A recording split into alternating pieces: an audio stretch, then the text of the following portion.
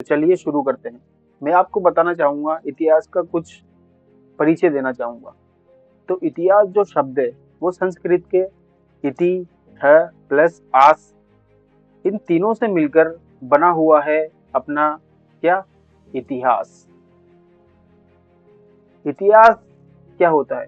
इतिहास होता है जो घटित घटनाओं का विवरण, मतलब जो घटनाएं घटित हो चुकी है उनके बारे में हम कुछ समझने का, जानने का प्रयास करते हैं, तो उसे इतिहास कहते हैं।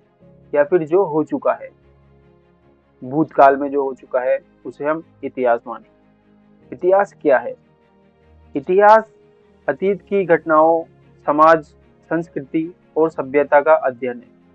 जैसे कि इतिहास में कुछ जो घटित हुआ, वहाँ पे समाज कैसा था, संस्कृति कैसी थी, उसका जो हम अध्ययन करते हैं उसे ही इतिहास कहते हैं। यह हमें यह समझने में मदद करता है कि समय के साथ समाज, शासन, विज्ञान, कला और मानव जीवन कैसे विकसित हुआ, किस तरह का इतिहास में विकास हुआ।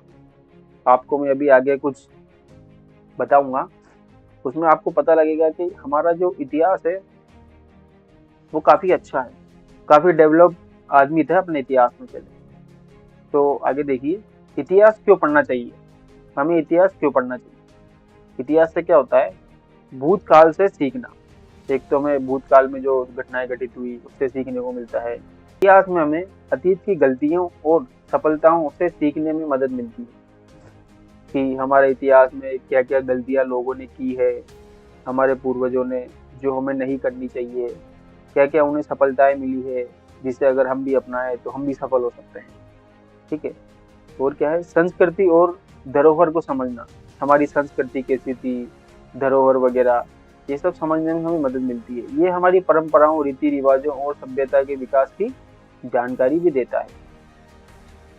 किस तरह के रीति रिवाजों का पालन किया जाता था, किस तरह की सभ्यता थी, और विकास किस तरह से विकास हुआ। स्टार्टिंग में अगर आप देखोगे तो छोटे छोटे कबीलों में, फिर गाँवों में, फिर धीरे धीरे सभ्यता बनती, तो वो सब भी हमें जानने को मिलेगा।